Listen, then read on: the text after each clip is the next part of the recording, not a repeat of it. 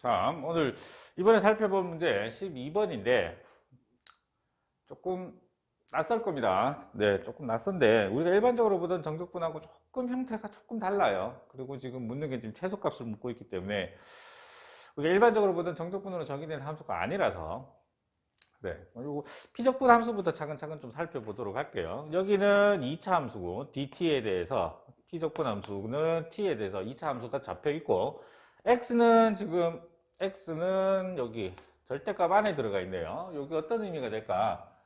뭔가 변한다는 얘기겠죠. 변하니까 최소가 생길 거고 그 최소가 언제일 거냐라고 하는 걸 찾아내야 되는 건데 피적분 함수부터 한번 살펴봅시다.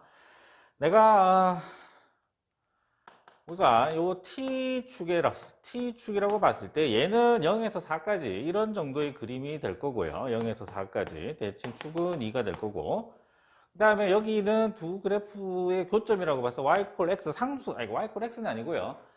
T축에 대해서 T 이퀄 X라고 하는 상수함수라고 좀 생각을 해보자. 얘를 상수함수라고 생각을 하자.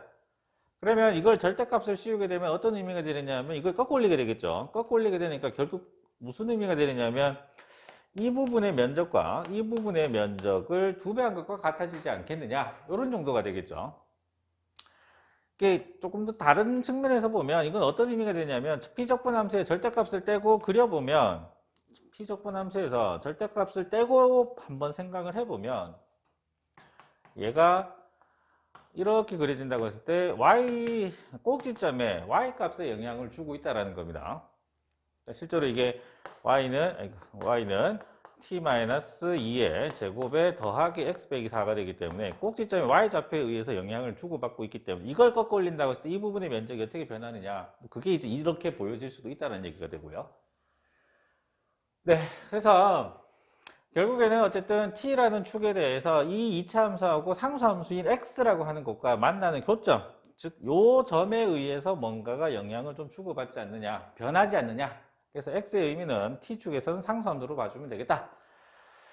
네, 이러고 나면은 결국에는 뭐 면적의 변화가 이거에 영향을 받는데 이걸 움직일 수는 없는 거니까요. 방법을 조금 바꿔서 한번 보자 이렇게 생각을 해서 결국에는 여기 있는 지금 요 x 좌표가 어떻게 되느냐에 의해서 변하게 되겠죠. 그래서 얘를 움직이면서 얘는 자동적으로 어떤 문자에 대해서 따라 변하는 함수를 하나 새로 만들어내자 이렇게 생각을 하시면 되는데 얘를 알파라고 뒀을 때 나오는 값 x를 얘를 g의 알파, g라는 함수로 하나 만든다고 치면 내가 이쪽 부분을 여기서 여기까지만 봐도 되겠죠. GT라고 새로 한번 표현을 해보자는 정도 이해를 하시면 됩니다.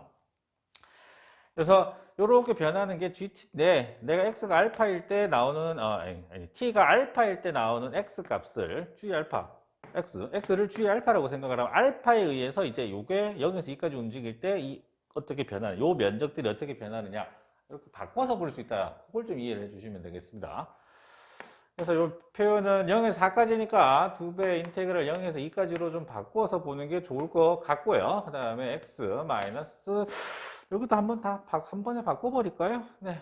여기는 x는 g 알파라고 뒀고 빼기 g의 t라고 뒀죠. 나머지 부분은. 네. 그래서 이 알파에 의해서 알파가 0하고 2 사이에서 움직일 때 이 두 개의 부분의 면적의 합이 어떻게 변하느냐, 언제 최소가 되느냐 이제 이 문제로 바뀌어 버리니까 알파에 대한 거, 알파에 의해서 영향을 받는다. 처음엔 x지만 구하고자 하는 거는 x, 저 면적이지만 요 면적을 그러니까 알파에 대한 걸로 조금 더 바꿔서 네, 좀 찾아보겠다. 이렇게 이해하시면 될 것 같고요. 그래서 반쪽의 면적을 우리가 알파에 대한 함수다 라고 생각을 하면 0에서 2까지만 보겠다는 얘기고 그 값의 2배를 우리가 f의 최소값으로 보면 될 것 같고요.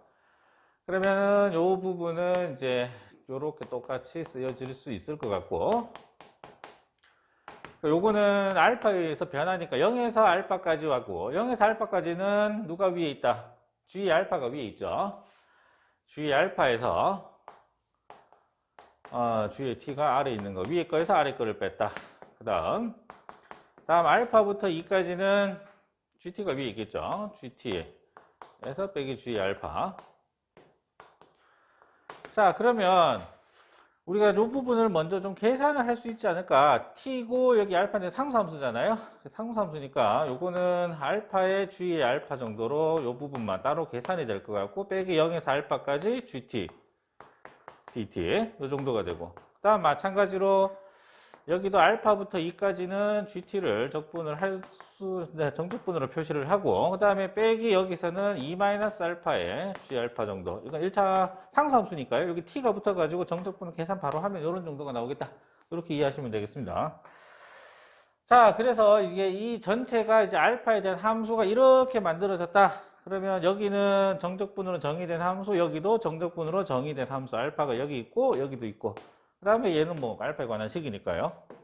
그럼 뭘 할 수 있다? 최대 최소를 찾아야 되니까 미분을 할 수가 있다는 얘기죠. 미분을 할 수 있다는 얘기가 되니까 S'의 알파를 구해보면, 자, 저기는 G의 알파 더하기 알파의 G'의 알파, 다음에 빼기 얘는 미분하면 얘가 쏙 들어가죠. G 알파. 다음에 마찬가지로 얘도 이쪽으로 쏙 들어가게 되니까 마이너스 G 알파. 그 다음에 남은 게 얘죠. 얘는 어떻게 됩니까? 마이너스 G 알파에다가, 아니죠. 그렇죠? 플러스 G 알파죠? 얘가 마이너스가 생기니까 G 알파.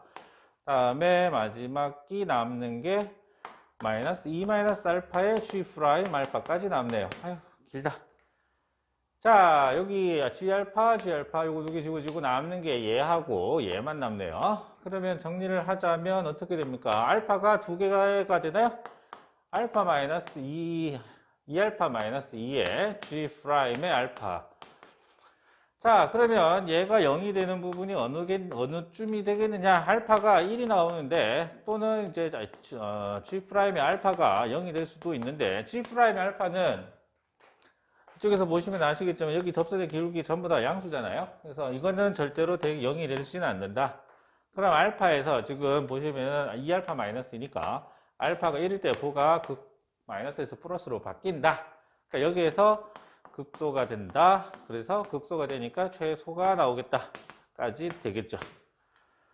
그래서 나머지는 이제 우리가 찾는 거는 뭐가 되느냐 하면은, 우리가 찾는 답은 어떻게 되겠느냐 하면 2배 인테그랄 0에서 1까지 이거 계산하는 거죠.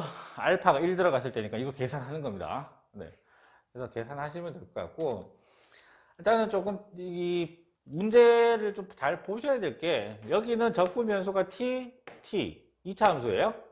빼기 x니까 이게 t라는 적분 변수 입장에서는 x가 상수가 될 거 아니냐. 그래서 어떻게 생각하자? t축에서 2차 함수하고 상수 함수하고 만나는 부분에 대해서 요거 두 개의 면적의 합과 같지 않겠느냐. 네, 결국에는 이제 비적분 함수 자체에서 보면은 x가 의미하는 거는 이제 2차 함수의 꼭지점에 영향을 주고 있기 때문에 위아래로 변한다. 그래서 이 위아래로 변하는데, 그 변화를 우리가 어떻게 생각을 할 거냐면, 요 알파라고 하는 새로운 문자를 하나 두고 전체를 면적을 이 문자의 알파라는 문자에 관한 걸로 다 좀 바꿔서 계산을 좀 하겠다. 네, 이렇게 조금 나타난 건데 조금 어려운 부분인 것 같아요. 자주 보는 건 아니니까. 네, 이렇게 하시고 정리하시고 혹시 이해가 안 되시면 댓글 달아주시면 되겠습니다.